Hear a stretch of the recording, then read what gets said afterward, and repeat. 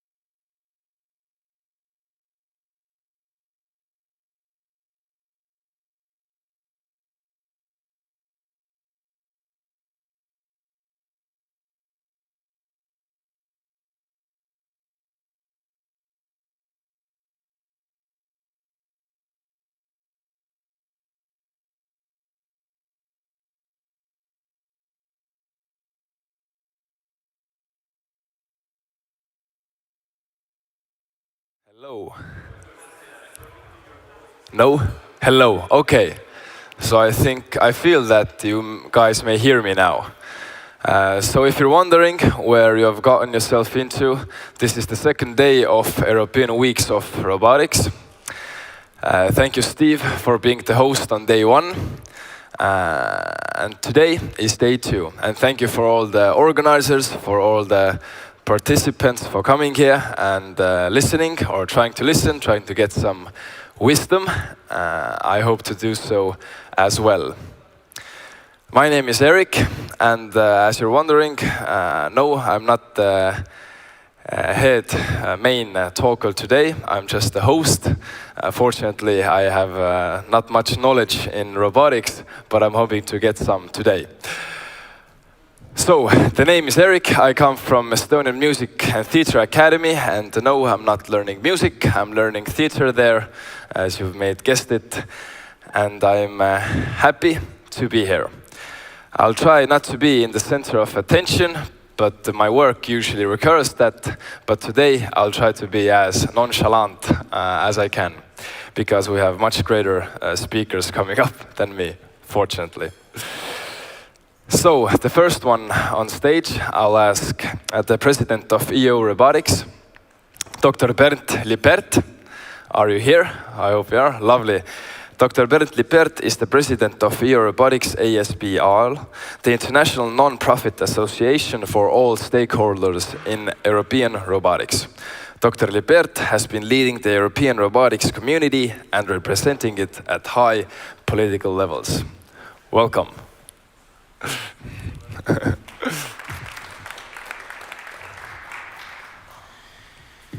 Yeah. Warm welcome from my side too for the warm words and the introduction. I never heard that I'm lovely, but that's really cool. That's good, and it gives me once again the feeling that's a great, nice place to be here and to meet the people, and it's really a pleasure for me to stand in front of you and to support the opening today.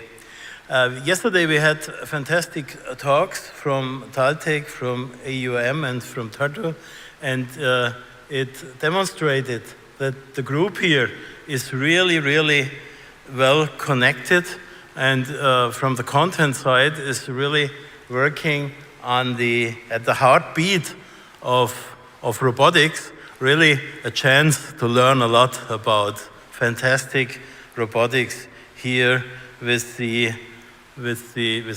team. A strong community, and from our side, from our European Association, we offer all the help which we can give you to support you and to create a win-win situation between the European umbrella of robotics and this strong focus here. There are a lot of challenges, and we had a Baltic roundtable with Baltic robotic groups and association yesterday. We did it with other areas, with the Iberian Association, for example, a couple of weeks ago, and it's very important to act together in an intelligent way, because times are getting more and more difficult. And in the past, we only focused on the development on the eastern side, on the eastern border of Europe. But with the development in US, it gives us more and more the feeling that we are all together somewhere in a sandwich between these big players. And from robotics, we know that our main competitors are sitting in the Asian region. And therefore, it's important for us to focus together on the development. We should not try to copy the behavior of the investors in US, in the Bay Area, to spread a lot of money about over the ground. And if you have 2, 3 small plants and they grow, you are satisfied and you get your interest back for your investment.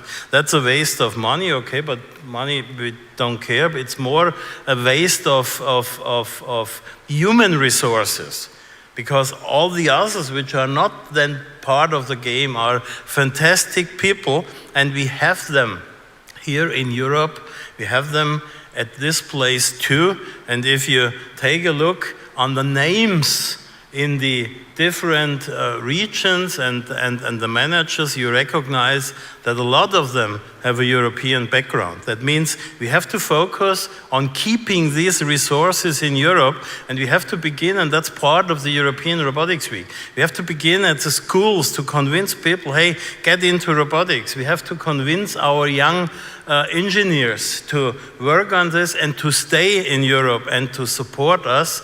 These are the challenges. And it's not only the development of our products, it's, for example, a new task taking care of the supply chain. What happens if we don't get, perhaps a couple of you know about the chip situation, if we don't get the chips we need, and not only AI, it's perhaps all the drive technologies and the sensors we have inside of robotics. And I'm very happy from the discussions we had in the past with the European Commission, only focusing on AI for a couple of years, and now they are getting back more and more thinking about robotics and talking about robotics and asking for a guarantee to be able to produce our stuff in Europe with European content.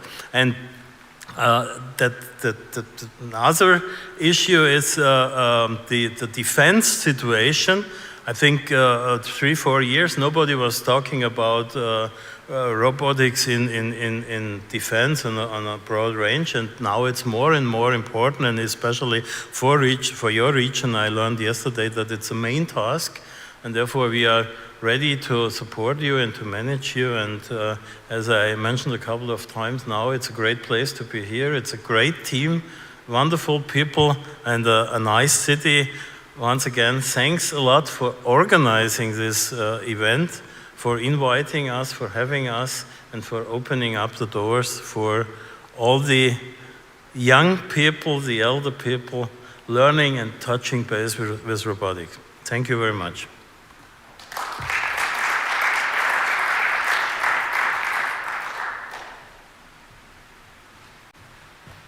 Thank you. And now, can we have Anna Maria on stage to talk about the information about the next year's European Robotics Week, because I don't know where it's going to happen. I hope that you do. Hello. Hi everyone, it's a pleasure to see you again after some time when I was busy with robotics in Romania. But I thought this would be a nice time to have fun again in Bucharest. And I was very happy to see last night that many of you still remember the fun that we had there. So I hope we can organize something even better. But our main purpose is not just to have fun, of course, between us. But I am very much interested in bringing robotics close to people. Why? Because now we see all sorts of images and videos of humanoid robots, and everybody is, of course, who doesn't have background in robotics, tends to see that as normal, as humanoid robots being ready to come into our homes. But most of you know that we are not there yet. And more importantly, they don't know about the risk associated with having a device in your home. So what I'm hoping is to bring robots closer to people so that they can see what robots can actually do, and that we can have an actual conversation with the general public about the future of humanoids and other types of robots. So we will prepare something special for you. I hope you will enjoy it like last time. And I will see you there. Thank you.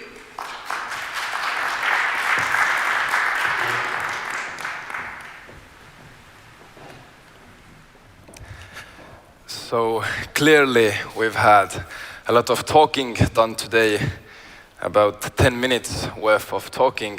Let's get some music on instead. And I'm happily to announce that the first song and the name of the song is Take Off. But you guys don't take off, please, yet. We have 3 more hours to go. Keep it tight and more good stuff to come.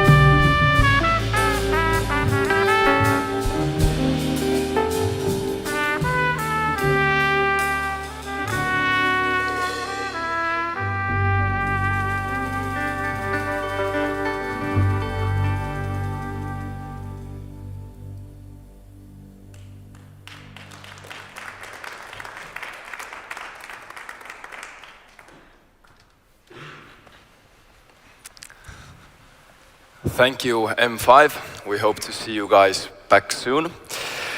But before that, I'd like to introduce Mr. Tiit Land, who is director of this school. And maybe you don't know this stuff, but I'll say also what you have done or what you're doing.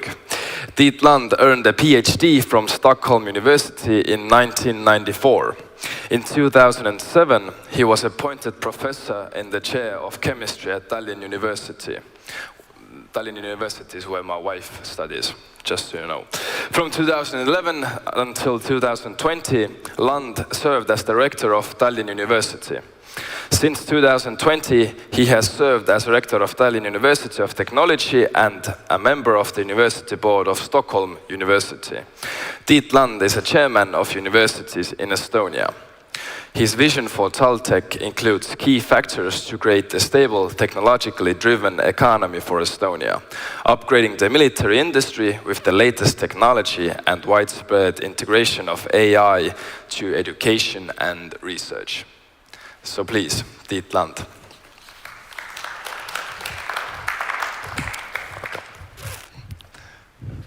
Thank you. So you basically said almost everything I'm about to say. But anyway, yeah, thank you. Distinguished guests, colleagues, partners, and friends.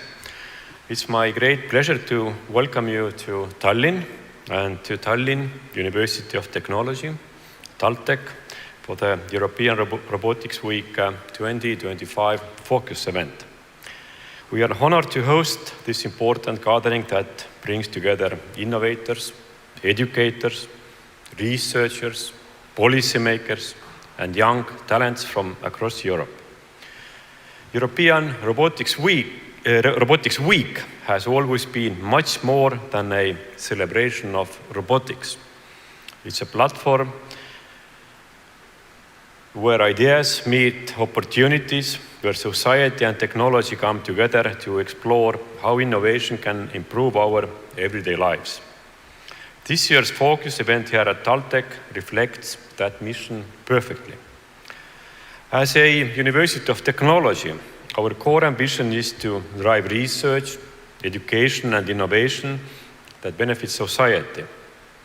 Robotics, automation, and artificial intelligence are at the heart of the transformations shaping our economies, our industries, and our future. But these technologies are not only for engineers. They influence education, healthcare, mobility, energy systems, and the way we interact with the world. This is why collaboration matters. And today's event stands as an example of collaboration at its best. Universities working alongside schools, companies, policymakers, and communities. Together we help young people discover the excitement of STEM fields, we support educators, and we inspire the next generation of problem solvers, creators, and leaders. That's why I am particularly happy to welcome you today here at TalTech. Our university is at the forefront and center of technological innovation and engineering education in Estonia. TalTech is one of the flagship institutions of Estonia, where emerging technologies are created. The future of Estonia is dependent on the work produced by the university, and for this reason, the university takes its mission with critical importance. We value organizations such as EU Robotics and Robotex very much, that create value in the technology space useful for both academia and industry. These initiatives bridge gaps left by the traditional approaches. That's why I would like to express my sincere gratitude to our partners at Robotex International and to all organizers, speakers, exhibitors, and volunteers who have contributed to this event. Your dedication ensures that European Robotic Weeks continues to grow as a true community movement. Over these days, I invite you to explore, question, discuss, and imagine.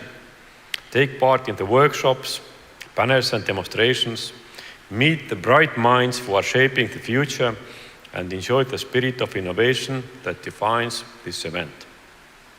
Let's use this opportunity to strengthen our shared vision of a Europe where technology empowers people and supports a sustainable, inclusive, and forward-looking society. Thank you for being here, and I wish you all an inspiring and successful European Robotics Week 2025 focus event. Welcome to Taltech and enjoy the event. Thank you.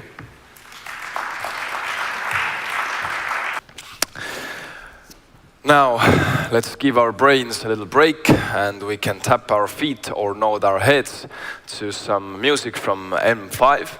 And this next song is called Sign of Life, which you all guys have a little bit of life in you.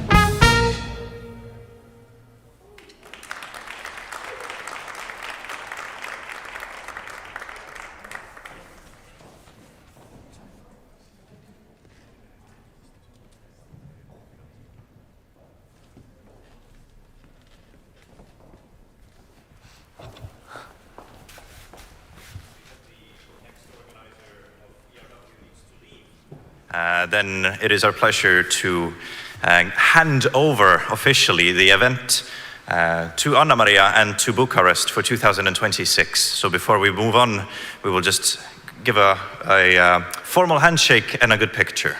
So.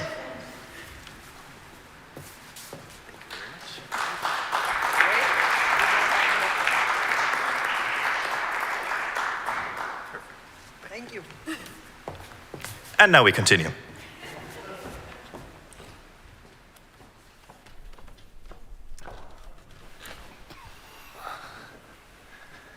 So this is how a handshake is done. Take notes from Nathan and Anna-Maria. But next up we have Professor Leo Kärkkäinen, who works for Embedded AI in University of Eastern Finland, Department of Technical Physics. He has a long 2-year career in industrial research, awarded with Bell Labs Fellow in 2017. Leo has a PhD in theoretical physics, 47 granted patents, and more than 90 publications. So Leo, I think... Hello everyone. Yes. So I will kind of talk you remotely because I was attending another conference at the same time. So I think that I still can actually share some of my thoughts with you guys. So I will talk about robots and AI and tell about some of the kind of, let's say, new developments that are changing how we see the robots and how how useful they will be and how they become more parts of the systems that we see around us. And I talk about AI to get you a feeling about how they work, and especially talking about deep learning. So what I will introduce myself. I'm Professor Leo Kärkkäinen. So I'm working on University of Eastern Finland in the Department of Technical Physics.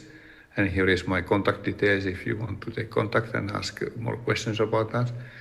In addition to that, I'm also a chair of the, let's say, Information Technology and Electronic Society of Finland. And that is also the kind of a way where I actually try to promote the, let's say, electronics and also the ways of using electronics and computer science for making advances in our society. So usually what I do in one of the actions that our society is doing is actually making content for this kind of Technology 25 event that is kind of giving every, let's say, every second year. And then we also, with that one, we have this kind of amazing robot contest that we are actually looking with a certain rules that how people could behave, things that actually astonish people. That will be our kind of amaze and astonish people. That is kind of a way of activity on what is, but we also have other activities in our society. But let's go to the topic actually.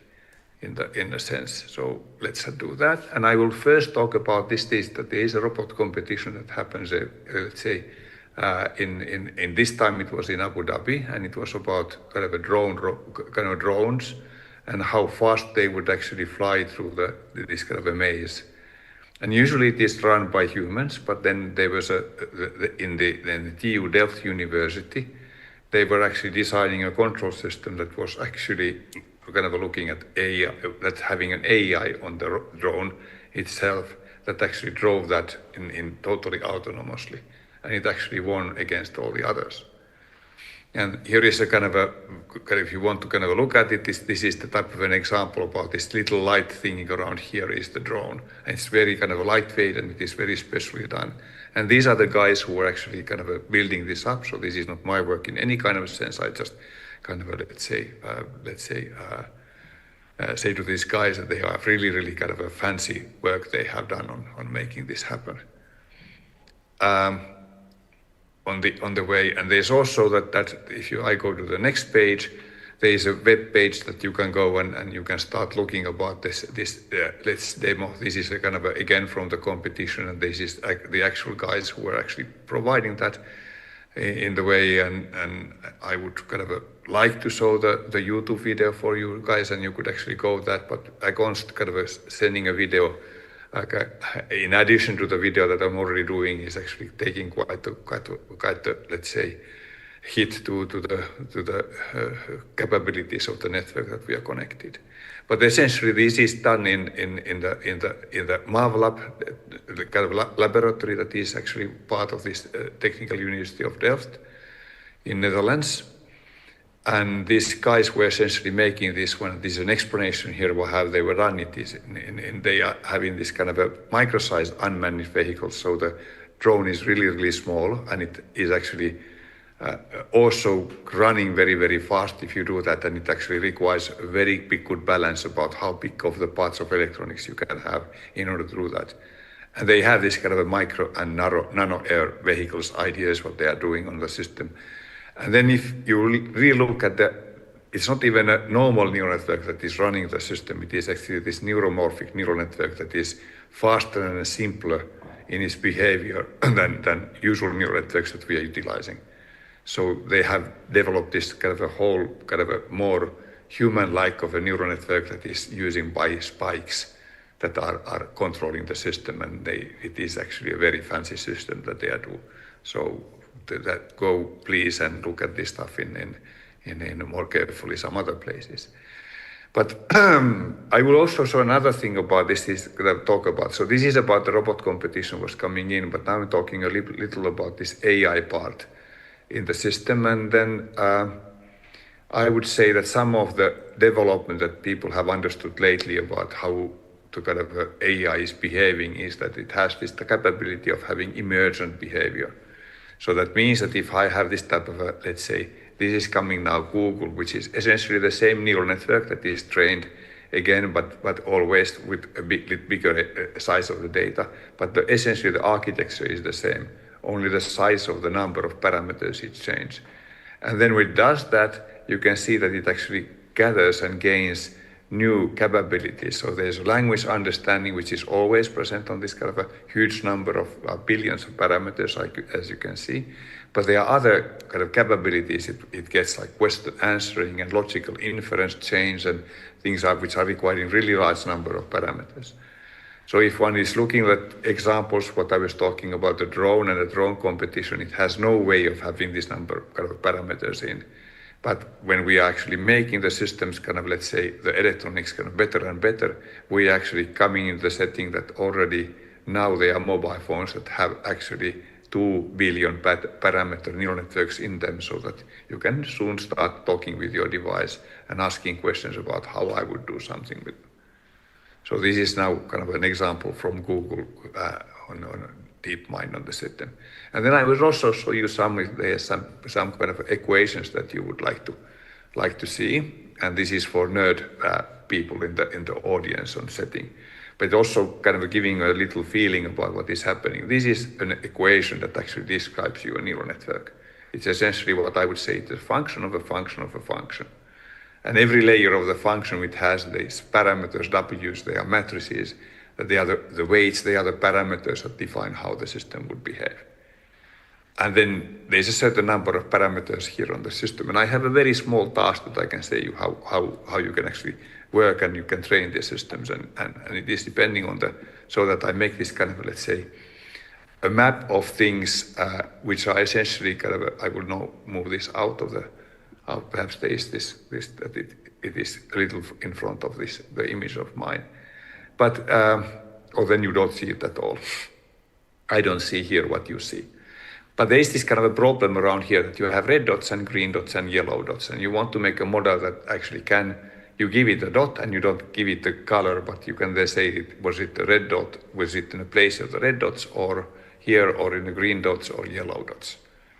So this is a problem. And then usually the kind of a part of the function that is here, that part around here, is actually providing you lines, like you can see already written around here. And these are the basic decision boundaries that happen on the first layer. And these are the features that is using to develop the model that would actually finally classify all these points. And then you can see how the features are going. Again, because I have a new equation here, I will actually put that one here. And this is the second layer. And this is that part of the function that is doing it. And it's using the previous features, these lines, to actually produce already a very nice classification of the green dots that you see on the border. So this is how it actually makes the easy, kind of a very kind of a simple line structure kind of a features, and it actually starts making them nonlinear, because this function, the sigma here, is actually a nonlinear sigmoid function that is used. It is just a normal function that is giving values between -1 and 1. And then you essentially find this type of a combination of these things. And then it is not easy to do that with human eyes. If you would actually figure out that you would plan this yourself, it is extremely hard to figure out what would be the good positions for the lines, and which I showed from the previous one, and how you would combine them in order to get this kind of features that are looking a little more kind of classification of the problem already.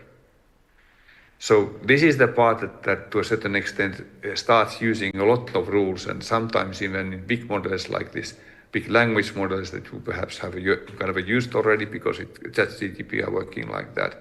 Then there's so many of those rules that there's no way for human beings to write these rules up. So one is training the neural network by using data and then making this so that it itself finds out what is a good combination of the rules that would do that. Okay, so then I go to next layers. So these are the features that are then coming on the third layer, and this is that layer which is coming on the orange part. And it actually gives you features that then, if you really look carefully on this, there are three kind of boxes here. One feature kind of a classificator is here, the other one is here, and then the last one is here. And you see two of them are really, really similar. So the neural network is not so intelligent that it would notice that, okay, I have the same result twice. And very often there's a system that there are quite a lot of parameters that are created in the system that are there for which you don't really need. And sometimes if you really want to do systems like these guys were doing with the robots on the system that make it fly and having a small neural network, you have to get rid of this kind of a double type of features that you don't really need. So there is not say that it would be so good that it would also understand the higher systems that we see right away. We see that the features are kind of similar, and you would only need one of those. So two of those to actually make the system on work in a nice way. And this is the final classification rule that is coming, and then you have the full equation done, which is coming. And these multiplications here are not multiplication of numbers, they are actually multiplications of matrices. So, and each of those matrices give you how many features you have in the system, what is the size of the matrix decides that. And it gives you this kind of a 3D function that has a value 1 for all the red ones, and a value 0 for all the yellow ones, and then value -1 for all the green ones. So it has been able to classify the system and find out the knowledge or the system, how it works. And this is how you have trained the neural network in an easy way, and you can see all the steps that is in there, how it actually does that. Sometimes this may actually sense that it is a difficult topic and there's lots of mathematics in it, but after all, it is extremely simple in terms of mathematics as well. So it is, if you have gone to high school or a gymnasium, then you should kind of figure out that the set of mathematics here is not very far from the ones that you could actually grasp in your ideas. It requires a little linear algebra because you have these matrices around here, but they are not so complicated functions. Okay, and that why makes that it is very, very fast to compute, for example, with GPUs. So kind of this graphics processor units that are used for making this kind of a nice movies that you can look at with computers, and then or nice kind of let's say games that one can utilize.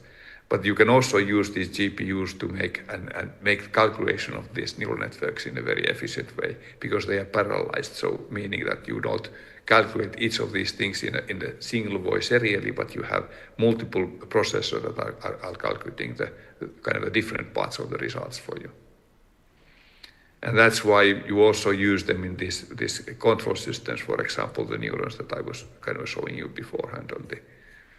So this is kind of the things. And then I would show also another type of, let's say, new application of these things. And this is now not a competition of robots in a way, but it is actually how a self-driving car is used and made. So there is a kind of a company.com.ai in the US that is making self-driving cars, but they are actually cruise controllers, because they don't want to take the responsibility that there would be some accidents. You always require that. If you look at the image here in a nice way, you can see that this, according to that, you can see that only the hands that are out of the steering wheel, and then you can see how it kind of behaves on the system. So there is this guy can actually run automatically. So it has this capability, and the device that is doing it, this little box around here, which I'm showing you now.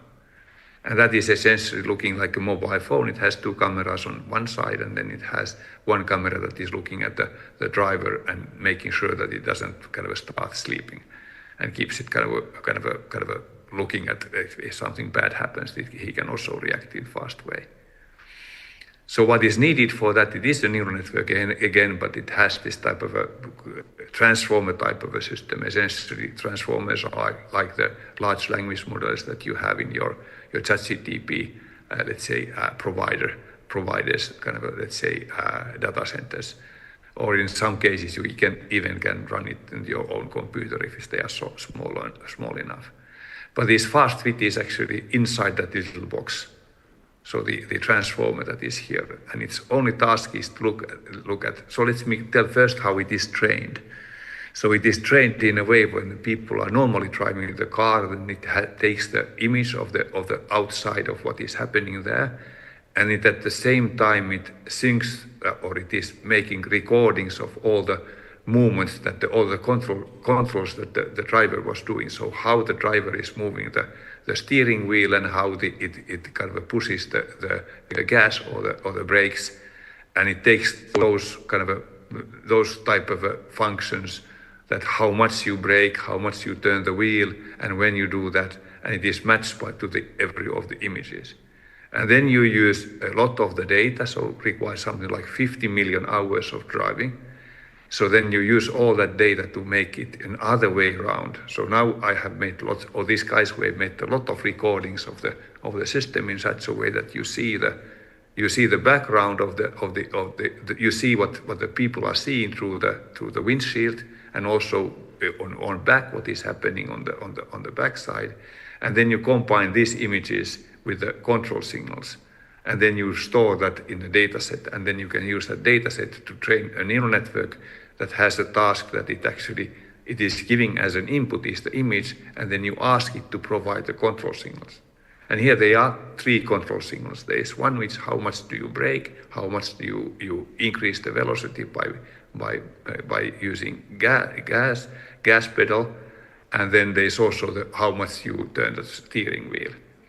And then there is a port in the cars which is called OBD, and that port is a connection to the electronic brains of the car, and they are something which is called a CAN bus type of a let's say communication method that is doing the communication of different devices inside the car. So then for that line you can actually provide the signals that are coming from this little box that is there in the front room. It provides the information that is changed in a way that the car also understands that now I have to brake, and now I have to accelerate, and now I have to turn the steering wheel. And that simple system in that, but is actually costing something like €1,000 or $1,000 in United States. So then what you can have in the setting is essentially a way that you can have an intelligent cruise control that works actually in multiple different cars in a setting. And the best things about it is that this is also an open source code. So you can go and see the code if you are really interested about how it happens in a systems, and you can also kind of change it in that way that it doesn't send anything to the comma.ai for training, but you could also create your own training set and then or just kind of a record of all the things that you had done when you were driving different places. So then when you have that one, this actually provides in a nice way on the and very, very simple systems. And somebody had even put that in Tesla in a way, and they say that it actually drives better than the Tesla current kind of Tesla used to drive. Now when I'm in this conference that there was also Tesla talking about and how they were actually designing their autonomous systems. They were essentially looking at a very similar system to this one. They had more cameras on the system, but still had this one type of a big neural network that was used to actually define all the control signals that are coming out. Before they had a system that made in such a way that it had a neural network that understands the environment. So where are all the other kind of, let's say, cars, where the street is, and doing that one. But in this situation, then you had a rule-based systems that was kind of used in order to figure out how you drive after you know where all the other cars are. But it didn't. So the rule system was actually harder to make than to actually learn from the actual driving of humans in different situations. So they have changed that, and because they changed that, they also trained the system like that. And now they are kind of, let's say, putting out the first robot taxis in US that have no drivers whatsoever. So these are also the development on AI which are the ones. But let's go back to robots kind of a little. So this is the kind of you can see how the device works. So here you can see what kind of electronics components it has. I will take this one away now in the setting, and now you can see that this is the two cameras, and there is this kind of a main chip that is doing which is coming from Qualcomm that has a neural net processor on it. So in mobile phones you can also have this type of neural processors, and this is another device that is on the other side. And this is how it looks on the front side, and this is what you see. There is a screen on it, and what you see. They have actually made the system smaller and then more efficient, and it doesn't actually look like this anymore. But this is a little kind of an older slide that is coming out of that. Okay, let me go forward. So this is now. I went too far. So this is something which I would call, because what is happening here is this is a vision action model. So meaning that you have a camera image about what is happening, and then the neural network directly, they call it end-to-end, because it directly gives you the control signal that you would be using on the system. So these are, and they also have some other information that is coming in, like GPS and some of those things are also kind of used. And as you can see, that it has this type of a kind of values around here. That's what is actually there. So it has two cameras that have also kind of different kind of resolution to see far away, so the cars which are far away and recognize them, and also kind of close nearby. And it has this 128 gigabyte storage, and you can do that one. Yes, I was so far away, and this is now a system that is kind of lately, and it is from DeepMind from Google. And they have done a system that is not called this kind of, let's say, VA system, but it is called VLA system. And it is a way of actually handling robotics in the future. Long time that when you have had robots in around here, they have been mechanically able to do all the things that humans are doing, or actually even being better at that. But the problem has been that they are extremely hard to, let's say, to train, or let's say to actually then to program to do the certain tasks that are complicated. So simple things in a factory you can do in a sense, but at least part of the tasks that are there. But here you can see that there are some kind of a home stuff around here. If I put you can see the kind of a behavior of the thing. I hope that you actually see that there something is happening around here, that somebody is actually handling with fruits or little boxes around here. I will show it on the side. So these are all the kind of things that are happening. But the wonderful part about this is that it is now combining the language model to it. So it is not this kind of from vision to action, but it has the language with it. So what it does is that it sees the video, which is kind of, it looks again outside. So the system, how the system works, it looks like essentially the robot has eyes, so it looks outside, and then there is a certain understanding of what is happening, and it combines the language model in a way, in a sense that because they are now programs that can see an image and they can explain what happens in that image. So this is the vision and language part. But then when the vision is kind of trained to a language, then you can combine that information to this kind of, let's say, situational embedding other things that actually contain the information, what all things are there that is happening in the image. And then there is also a translation task. You can also know that nowadays the large language models, they can take, for example, English text in, and they can produce, or even speech, and then they can produce kind of French or any kind of quite a lot of large different languages out of it as well.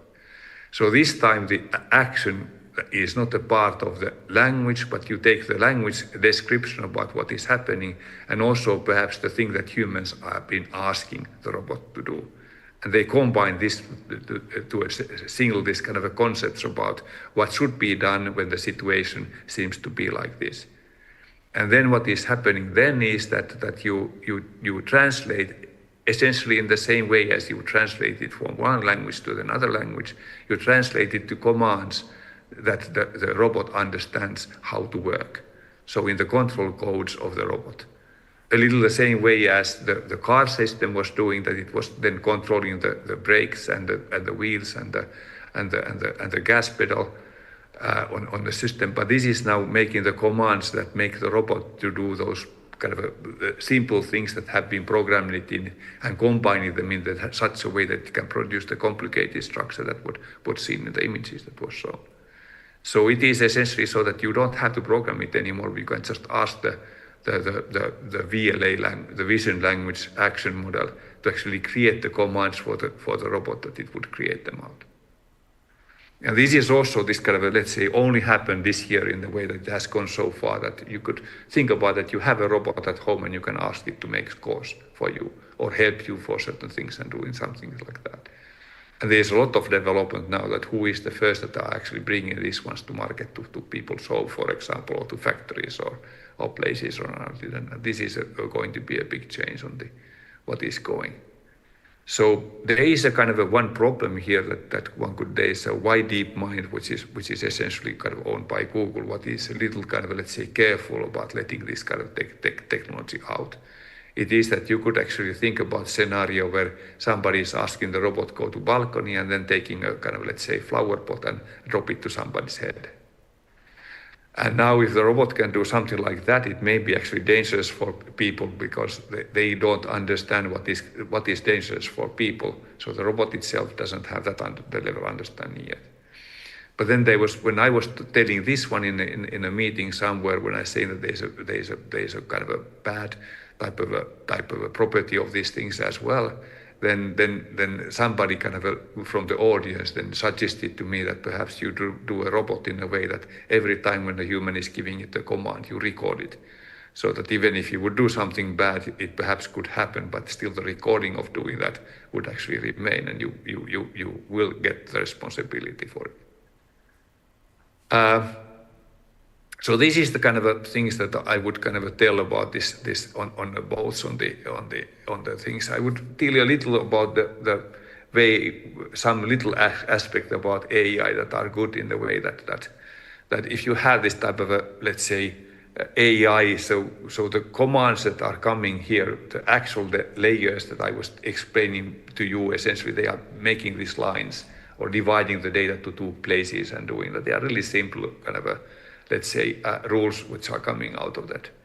But if you look at, for example, the case in some cases like that, you can use these simple rules to actually create up more complicated rules on the setting. And there was Mendeleev is here, and this is an example of the thing that you are not actually trying to solve the Schrödinger equation here. Now this is a little chemistry here in the way Schrödinger equation gives you, for example, how the atoms are working. But already much before the Schrödinger equation existed, Mendeleev was actually figuring out that there's a certain type of rules that you use to predict the properties of different atoms based on how other atoms were behaving. And then he could make a rule set simple rule set to figure out how to understand the atomic kind of periodic table and say that there are some kind of let's say some elements that were still missing because they should be a hole on that place. But of course then there is the same things that you can actually now do in a different range. So now this requires billions of rules in the way it's protein folding, and now this is one of the things that people actually got the Nobel Prize in a way because it's so important to understand so what proteins, what genes are creating what type of proteins and how they are formed. And here is an example on you can see on the screen how it works. And then they use the same kind of an idea that you are not actually trying to learn the Schrödinger equation, kind of solve the Schrödinger equation, but you actually kind of learn by heart the types of solutions that you will have, already the known solutions about how the proteins are folding. And then it used this as making a rule set about figuring out how it does. And this has been a kind of a really important finding. Also, not only so because it gets the Nobel Prize, but also thinks that there are a lot of kind of help for pharmacy, how to design the medicine for it. And I would say that this would be the type of a, let's say, kind of a systems that are actually going to be from AI sense changing the world to a certain extent that it will not be the same tomorrow that it was today. In a sense, and so far it has been only good things. Perhaps there are some bad things happening in Ukraine, for example, with the robots, so making it more military. But at least there are also some good that there's lots of good things that are going to happen on the system. And these are the guys who actually got the Nobel Prize last year in the setting. And here is the story that continues. This is only one, but this is the new version of the system. And now you can see that there's even a better rule set, that this is not anymore about a question that you would find out how proteins are actually folded, but it is more about how different proteins and how different let's say, DNA molecules are interacting with each other. So, and you can see from here that how the system is kind of playing, and you can see now. This one is essentially a kind of a DNA, and these are the proteins that are coming out of the DNA, and this is how this protein is now interacting with the DNA and figuring out how to and what are the parts of the DNA that should be expressed and what are not. So they kind of interacts, and here is again a new one that you can see on the interacting side, and it is an easier way how you can see this is a DNA or RNA, let's say band that is coming here, and you can see how the kind of amino acid, the protein itself fits nicely in it, and it makes it kind of a system on it. So these are and now I'm going to the last topic. So I have been talking quite a long time already, and there is an Israel company that is called Polyn, and there's also IBM that has produced this kind of let's say even faster ways of calculating the inference and making those things that the neural networks would actually work better. So there are now teams where you can actually do some part of the calculation, not by having really a, let's say, multiplier there like normal computers have, but using, for example, a rule that U, which is the voltage, equals to R times I, which is R is the resistance and I is the current. And there is a matrix, let's say there is a multiplication there. And you can make an analog circuitry that looks like that a little to instead of making the calculation itself, you are just running the data against some resistors. And then you actually, in effect, you are actually kind of making a multiplication.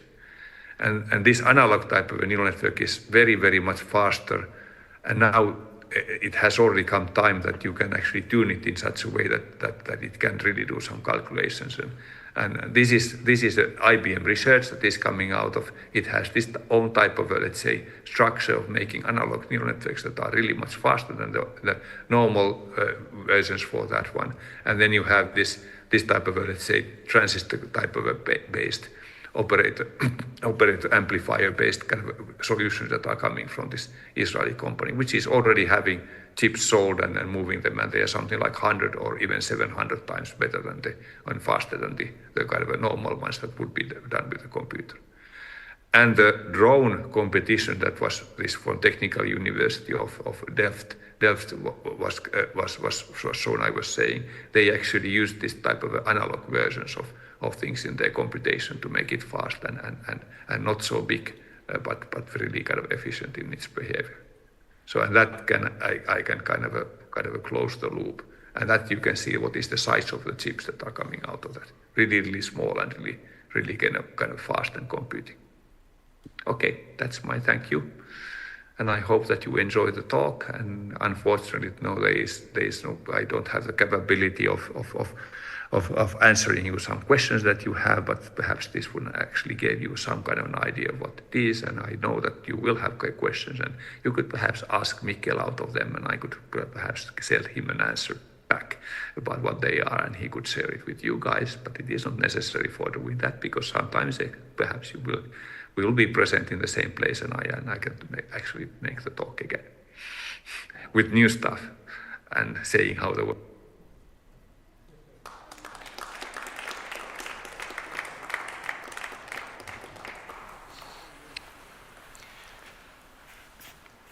Thank you, Leo. Next up, we have Fyodor Sergeyev, and Fyodor Sergeyev is the Dean of the School of Engineering and tenured Associate Professor of Metals Processing at the Tallinn University of Technology, aka TalTech, where you are at the moment. His research and development interests are related to materials engineering, fracture mechanics, fatigue properties, metal matrix composites, and ceramics, including the additive manufacturing technologies. He is involved in cooperation of EuroTQ Consortium, Nordtech, Baltic CERN Work Group, Engineering Academy, and many others. So welcome, Fyodor Sergeyev.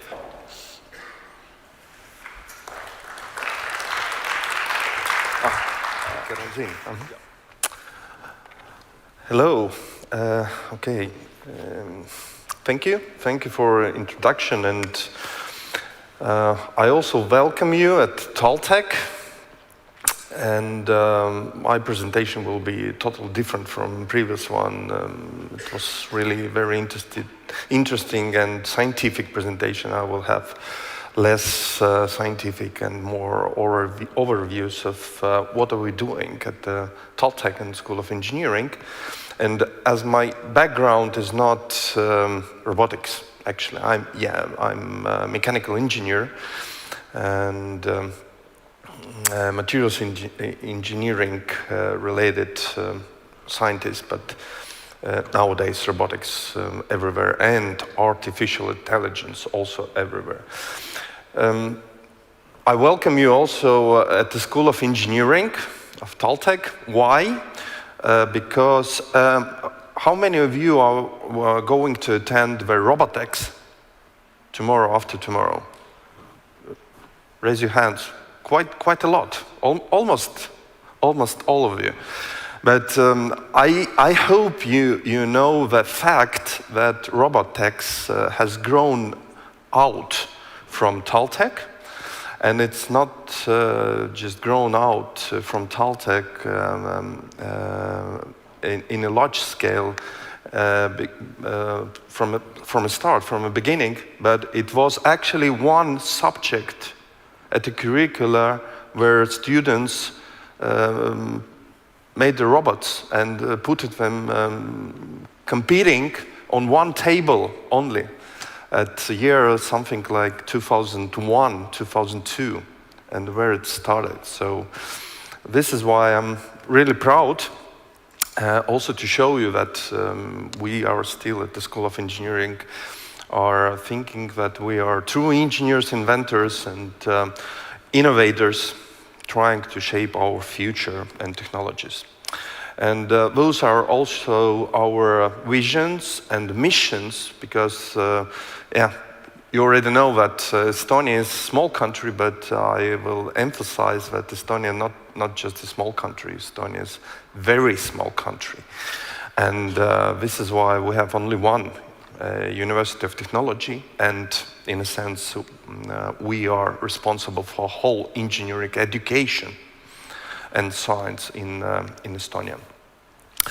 And just briefly, to show you also the areas we are covering in engineering, in the School of Engineering. So it's all the possible areas where you have engineering world, starting from architecture, civil engineering, and electrical, energy, power, mechanical, materials, environmental technologies, and etc. So we are all in this large umbrella of School of Engineering. I'm a dean, I'm here, but we have also contact persons. Town Otto, you already saw, he made a talk yesterday, and those are persons definitely to contact in case you find some kind of cooperation possibilities for developments and ideas. And I, in next slides, will little bit dive into the robotics and human interactions also, because I think it's definitely the future. If I'm going to speak about the humans, so I also need to show this kind of slide, showing how many humans we have at the School of Engineering and our potential in number of students. And I mention it because we now have very steep growth in engineering in the number of students, and this number here is roughly 30% larger than last year. And we're expecting almost the same growth for next 2-3 years. Yes, it's demographically so. We had an increase in the number of births 20 years ago, roughly. But it's still, we see very, very large growth of interest in engineering. And I hope that really all these young people who found us will continue their careers in engineering, and they will continue really advance and giving all the ideas we can also develop together to the engineering fields, robotics and all others. Also our people, we have a number of staff where professors are roughly 60 of them, including me also, but we have a large number of so-called early stage researchers who are PhD students actually, and this number is growing. And also research is, it's evaluated by the number of publications you publish, number of projects you have, so some numbers here. And we are trying to really cooperate with different countries to have more projects, more ideas developed, because we are small, but we also know that it's still not enough of critical masses in different areas, and we need to cooperate, we need to make things together. Students, I want to talk about the students because you came through the main door, I guess. You saw this glass box with a Formula student car inside. We are very proud of it. We have 47 and growing every year number of student organizations. So those organizations are established by students. They own ideas, and we just supporting. I'm also just supporting them to grow and to be sustainable in the sense of organization. And in the case of the School of Engineering, we have 10 main partners of these organizations who are strictly related to the engineering. and Robotics is one of them. But formal student, robotics clubs, student satellite, and etc. And it's not yet here in the list, but we also have a new student organization just was formalized, which is drones student organization. So we're talking about students also going to develop drones. And we are really proud of our students because student Formula Car organization is this year #1 in the world. I guess they need applause for that. Out of almost 900 teams from very big countries also, so they are so good. Solar car. So solar car driving in Australia, competing with others, out of 15, we are #2 in the world. But once again, students, it's not me, it's not our professors. Yeah, we are supporting by guiding a little bit, by giving opportunities, but those are students' ideas we try to grow here. Why am I going to this? Because will it run? Oh, okay, they are not running. Not running. Because no. Oof, then it's bad. But anyway, I had a running picture here from first drones show, big one, given in Tallinn on 21. As you can see, it's four years back. And it was very, very simple. It was advertising of a Samsung, of new foldable phones. Yes, I have one also. This is a very good one. But if you just Google Samsung drones show in Tallinn, you will see it's very simple. It's not comparable to the things we can see today. And today, drones are robots, dancing, as we know. Also, this should be also moving figures. But you definitely know that. But now, from October 17, we have a world record of number of drones have been together in a show, a little bit less than 16,000 drones at the same event.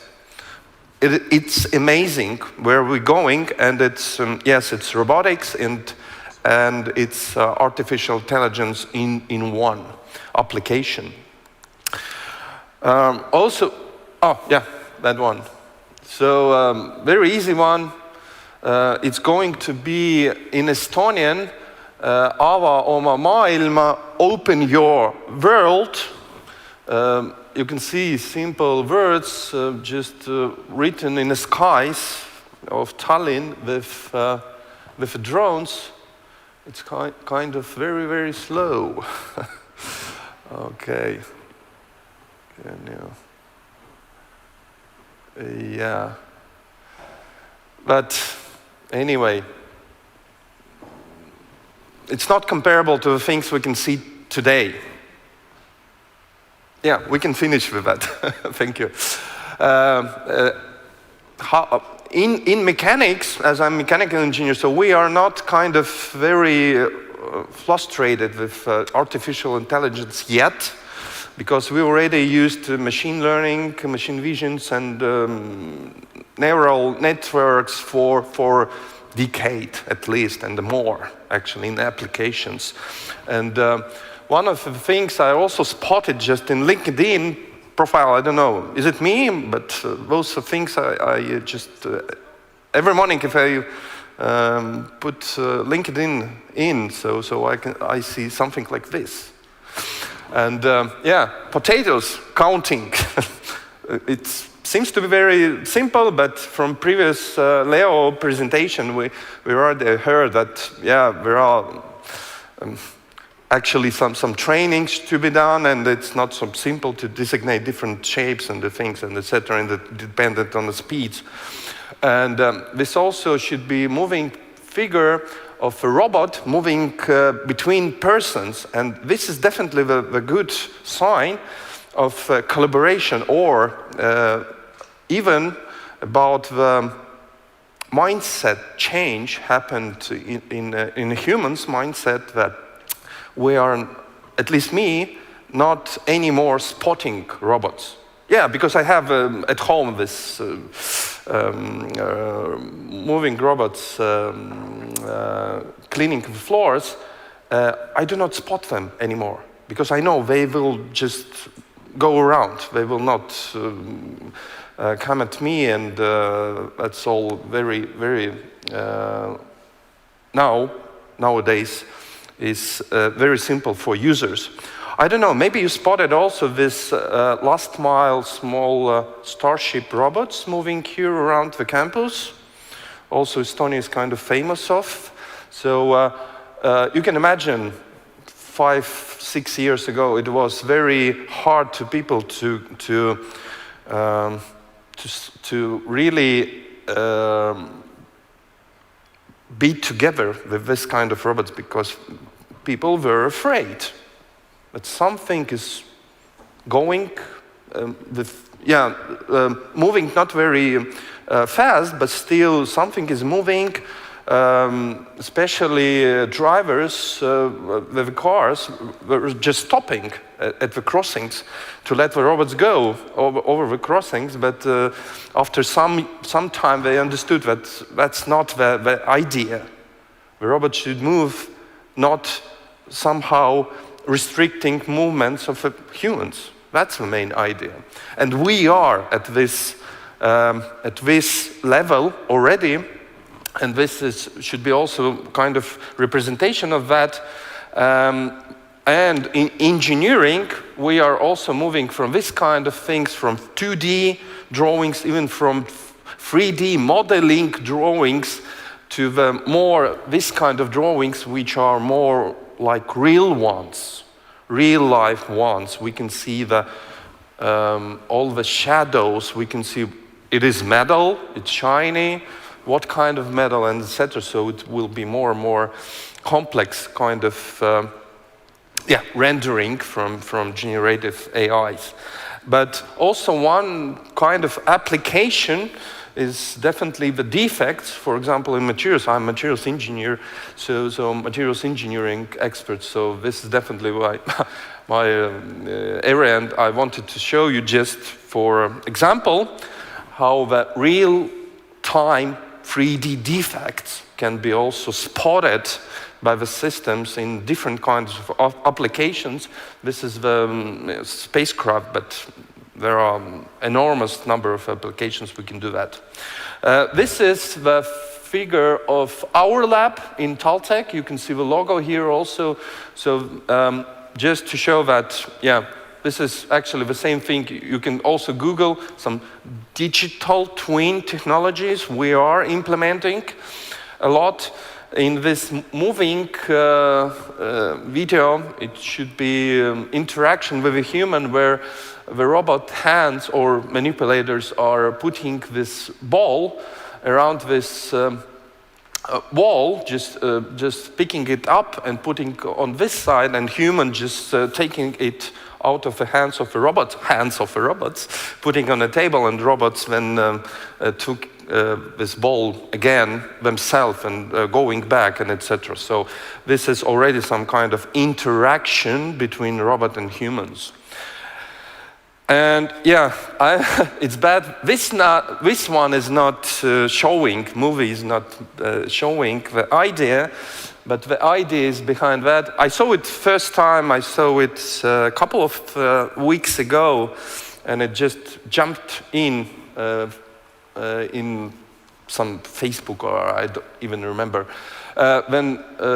Here is the humanoid robot, the same as here. We also have in the lab, it's figure from our lab, where humans are just kicking the robot.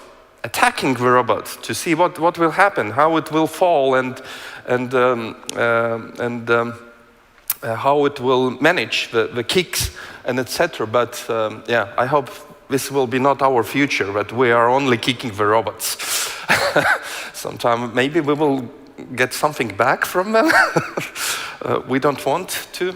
But you see, we are more kind of humans in our lab, because you see our robot even has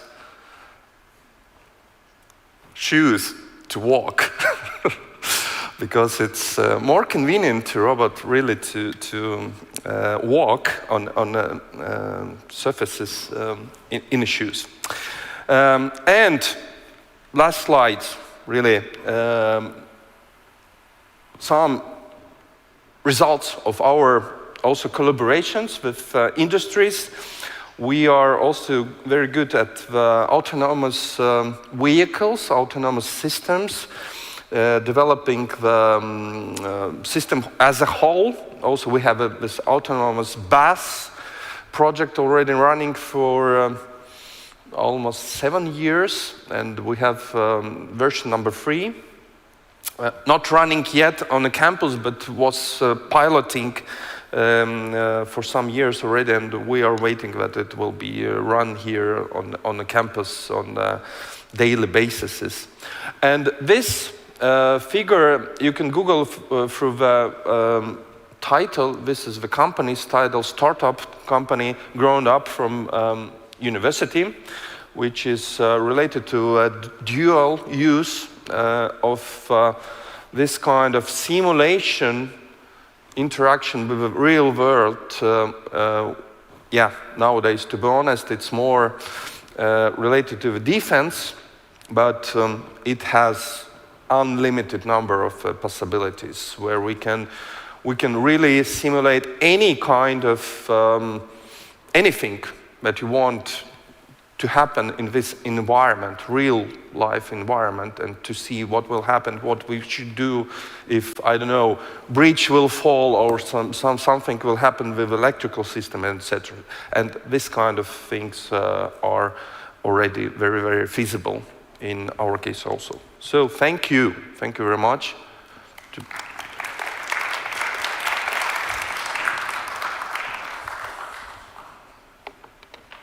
No time for questions. Or? Sorry, questions, yeah, if there are. If any. Yes, please.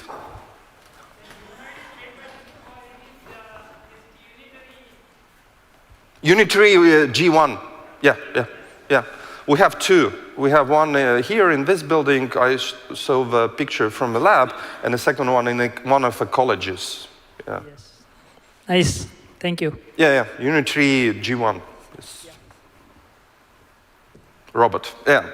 The question was about a humanoid robot. Yeah. I guess everybody got it. Any more questions? Thank you again. Thank you very much.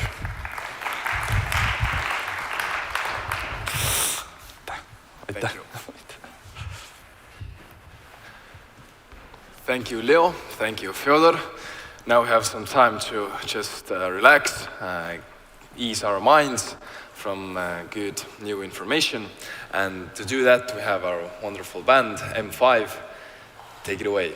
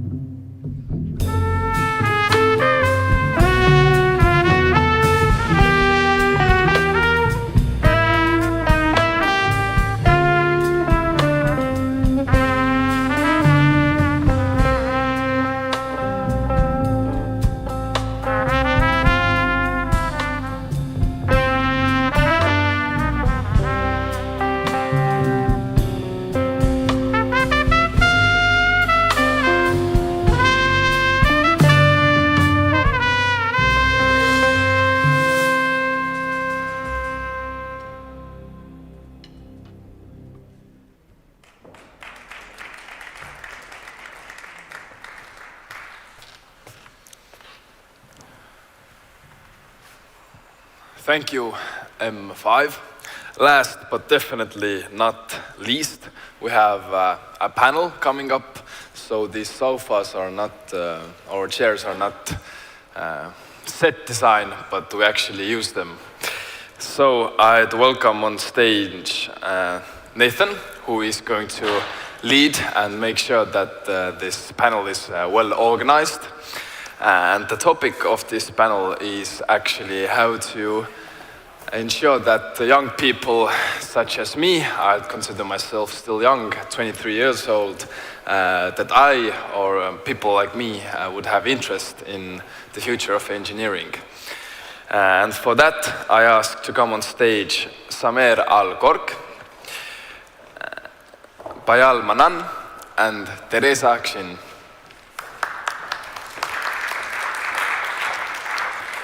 So hopefully I'm more interested in the future of engineering by the end of this panel. Hello, welcome. So no pressure. Thank you, Eric. Good afternoon, everybody. Or I would say good morning, but we're already getting into lunchtime. It's been a great 2 days. It's been a fantastic conference program. Thank you to all the speakers. Thank you to all the band. It's been very, very incredible. And we're very happy to be a part of this program as well.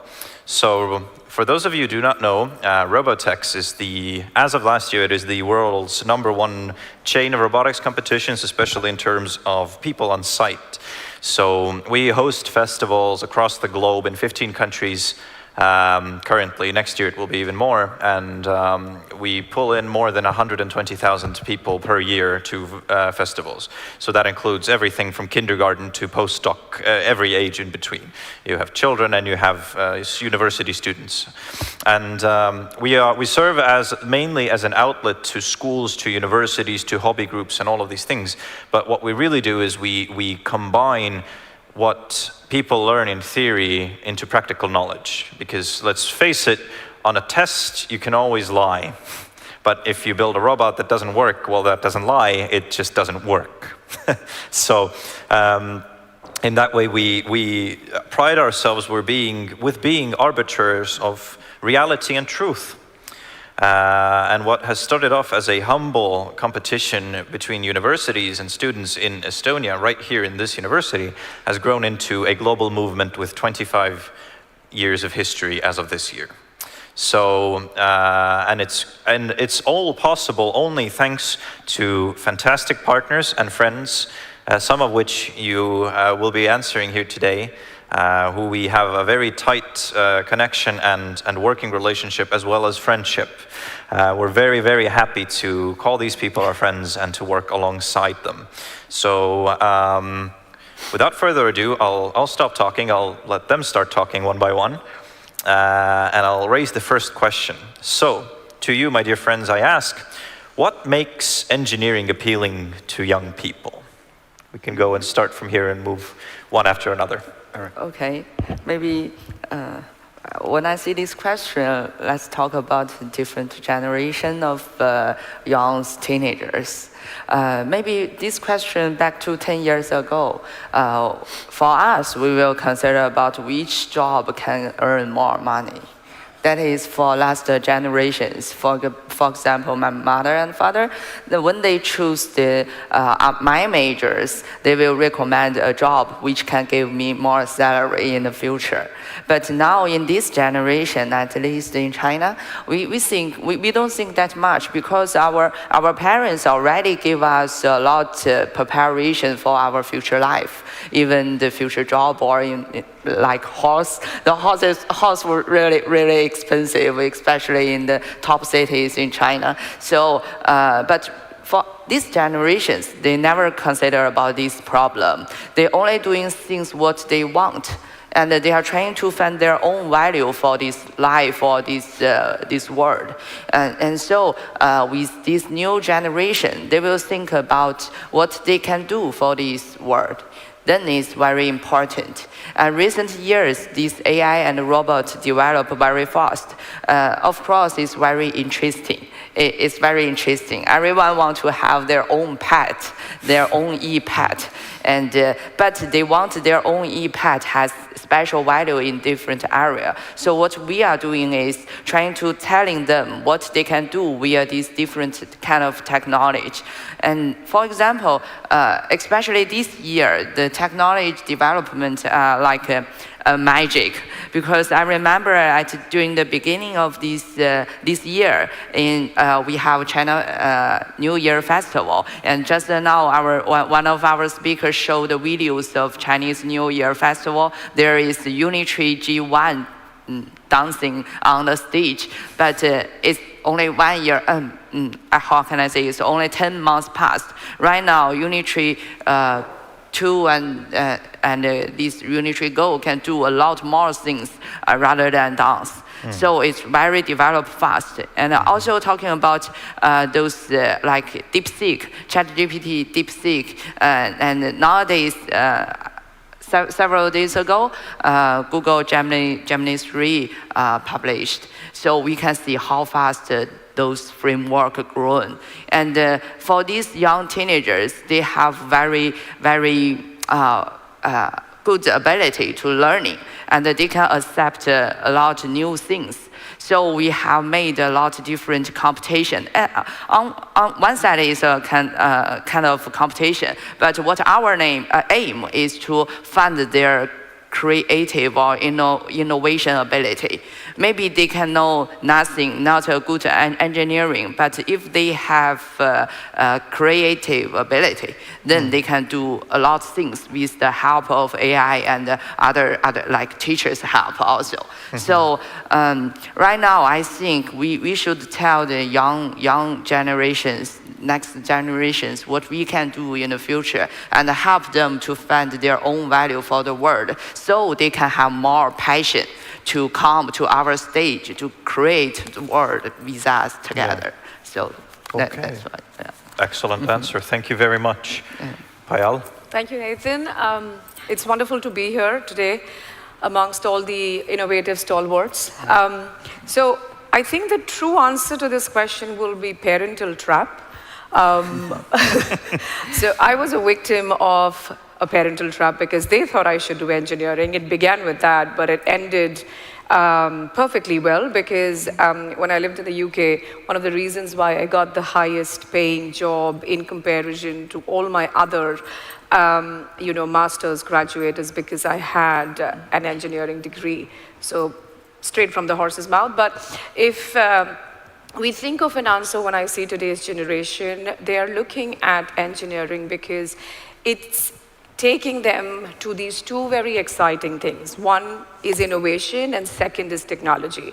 So when they get the opportunity to work hands-on, experiential learning, where the innovation comes through. We're looking at thinking outside the box, cognitive thinking. This is really exciting for all the students, not just in college, but also in school. And when we look at what Robotics is doing, being one of the largest robotics championship for the school level. And I was telling this to Nathan last evening that we see a lot of championships, which is WRO, that's focused towards a particular problem solving and caters to only, let's say, university students or early stage startups, whereas we are looking at nurturing talent right from the nascent years, which is the school education years. And this is what makes it really appealing to them, wherein we've built a trajectory that says, hey, here's your experiential learning.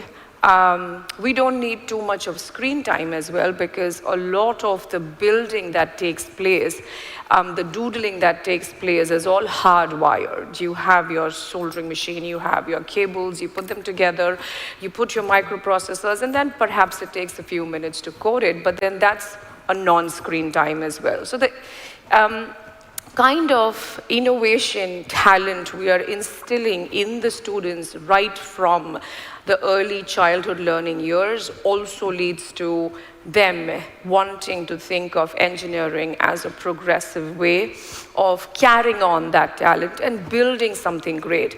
And one of my favorite quotes of, Albert Einstein to date is that scientists will always investigate what already exists. However, an engineer will create something which has never existed. So yeah, that's my take on it. Thank you. Thank you. That is an excellent answer.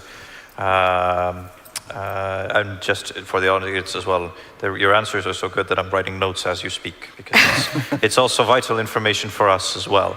But moving on, Samer, what about right. So Kuwait? Again, thank you, Nathan, for inviting us for this panel discussion and to be among you guys. So I'm going to look at it a little bit from the education perspective. So obviously, when looks engineering to be appealing, we need students move from the theory part, as I mentioned, to more applied learning. So students, they get more excited, more curious, and more innovative when they see things running, when they see test and fail. So this aspect, we work a lot at AUM and Robotics Center because we think about three aspects. One is purpose. When students start building projects in robotics or any engineering projects with purpose, so they're serving the industry, serving community, this purpose will create this curiosity for them. And again, when we go in a community, when we have a hub, when we have a club, when we have something they can feel their home, and addition visibility. When they achieve results on stage, on arenas in competition like robotics and other competitions, this also will increase their interest in appealing. So in short, I just want to give it a quick summary. So it's very important to have a kind of ecosystem where connect curiosity to lead platforms, such as competitions, conferences, events, like we do here in robotics. I mentioned WRO, Robot Challenge, VEX. There's a lot of things happening around the world.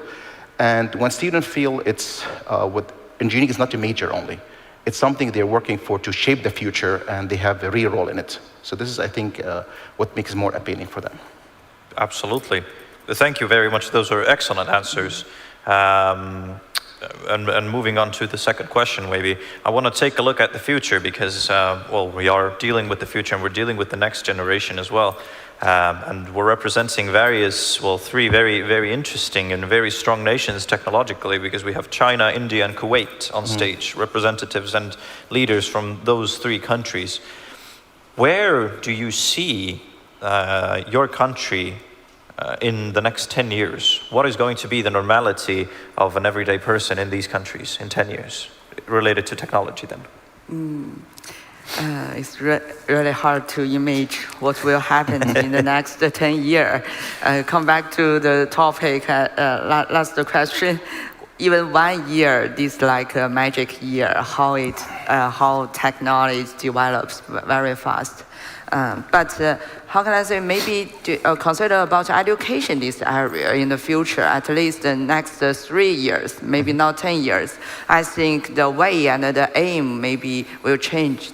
For example, the aim, I think recently the most topic we talk about is technique for good. How to use technique for good direction. So when we have like a weapon or tools, how can we use it? That's very important, because the development of the AI, so everyone can use can use these tools. So how can I say, the real aim of the people use it is very important. How to control the development of the technology is in the future depends on the human in our own hands. So these education are very important. Not only develop, but it doesn't consider about the how to say the good things. So that's important. And the other side is we should know teacher like assistant. Not the limitation of the schools. So in the future, there will be, I think digital education will develop very fast. There is no distance limitation to learn.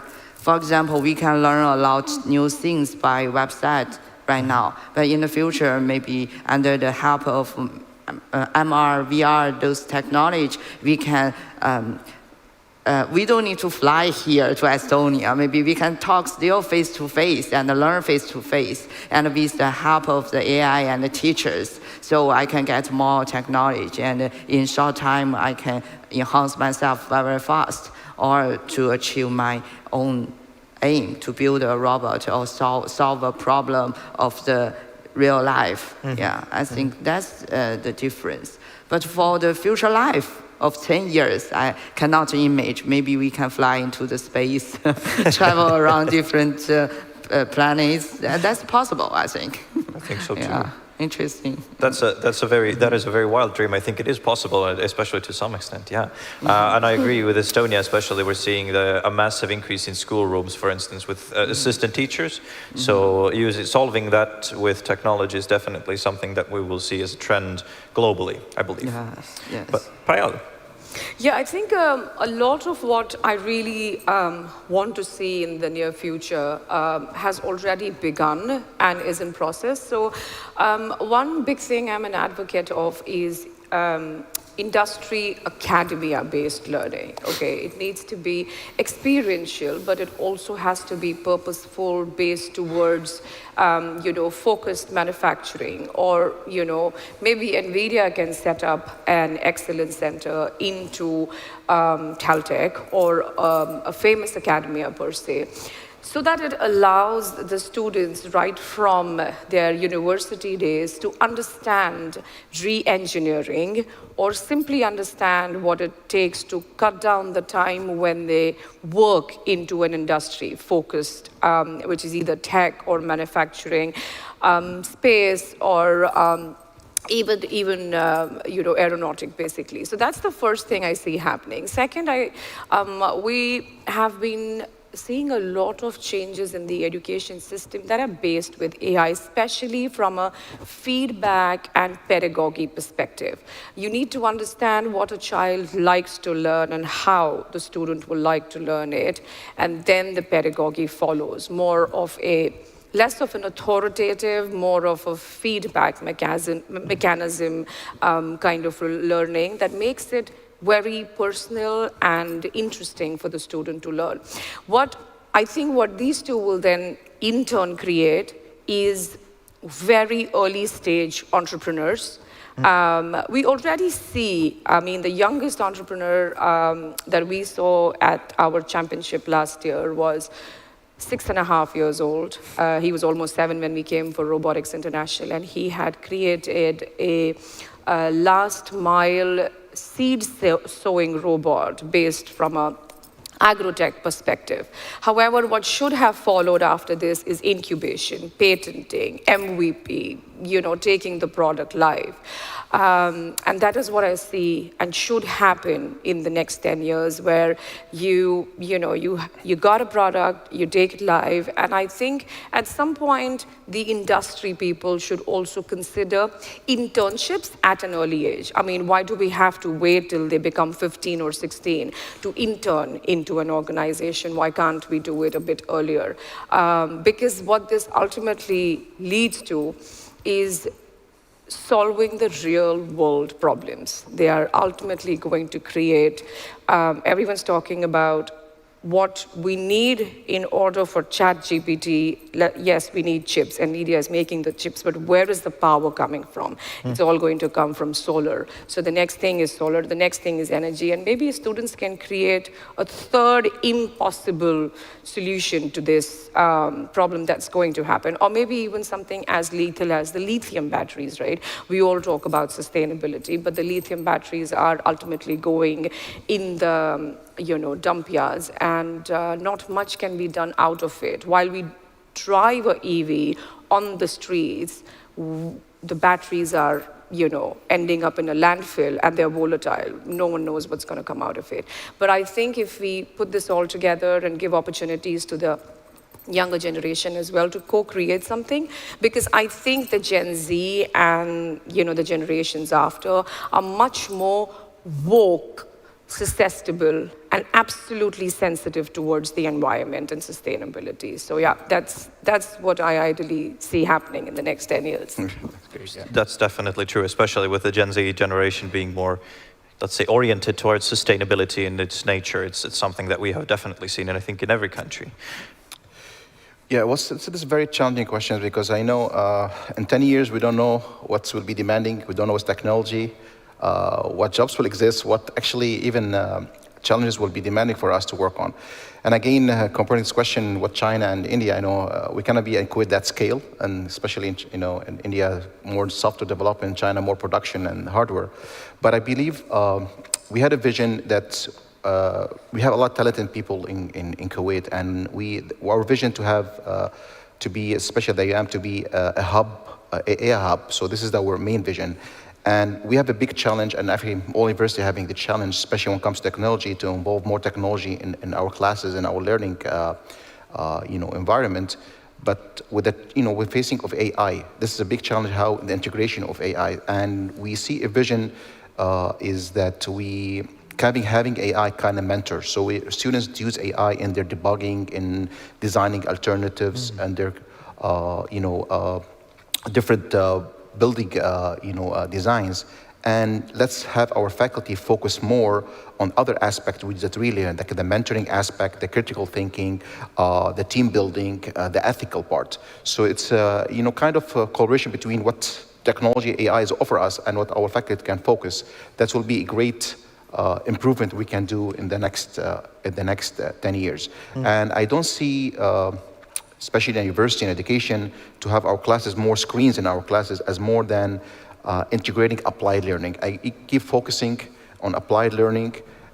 This is, sometimes I always mention to my students, what you see, what you learn in competition cannot be learned in class. These debugging things, this try and error, this failing, this try again, this cannot be taught in classes. This is only taught on the field, this is only taught in competitions, this is only taught in challenges.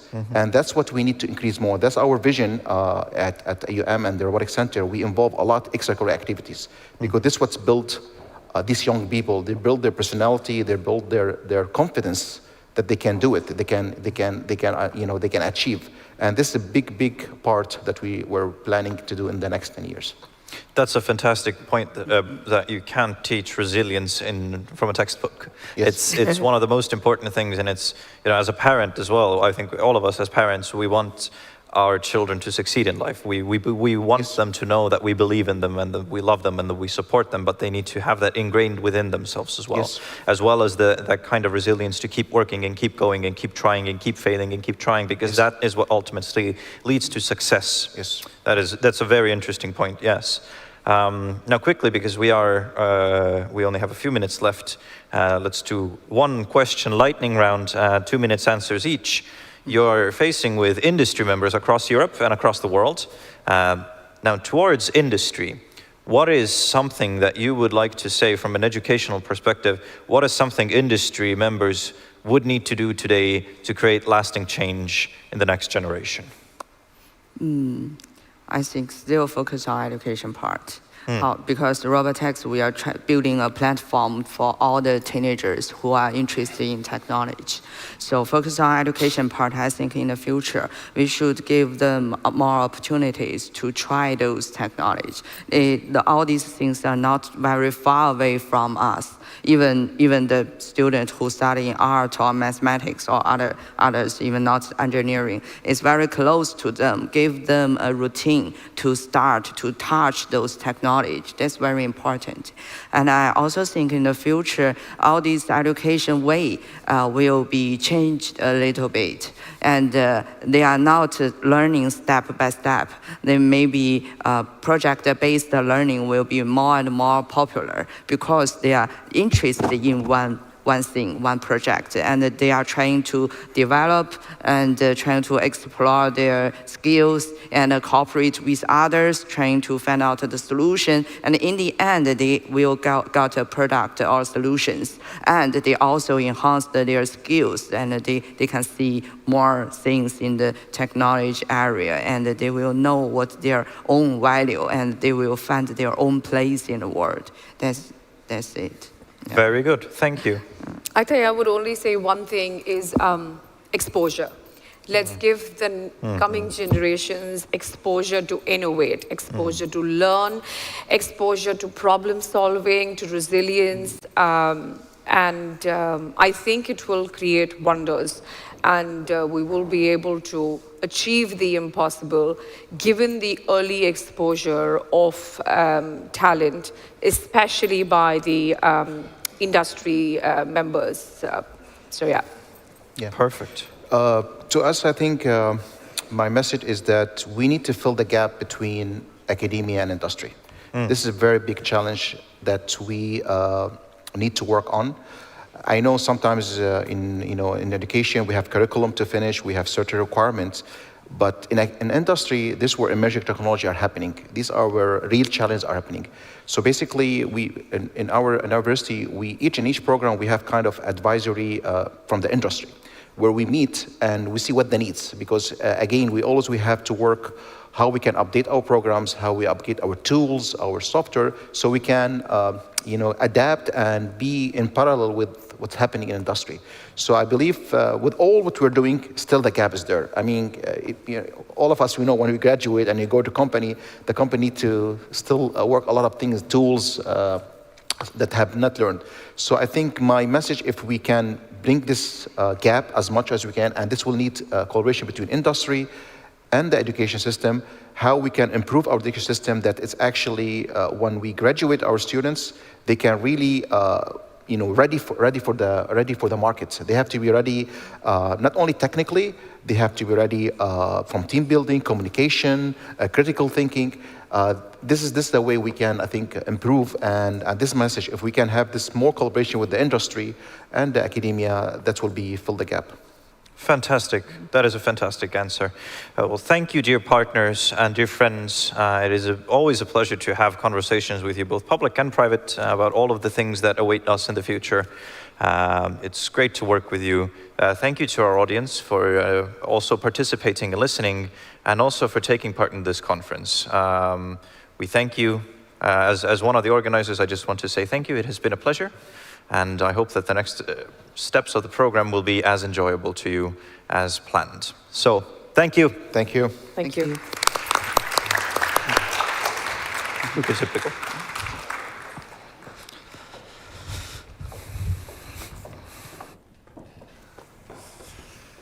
So, Nathan took words out of my mouth, which were thank you, and thank you, and thank you. But to not just end this with anyone going anywhere, we tried to end this festival, these 2 days, with a bang. So tomorrow, don't come here, go to Unibet Arena to see some fine competition between robots. So no human will get hurt physically, maybe emotionally, some teams will get hurt. But that's due for tomorrow. So thank you all for participating, and M5 hit it with the song called Hit It.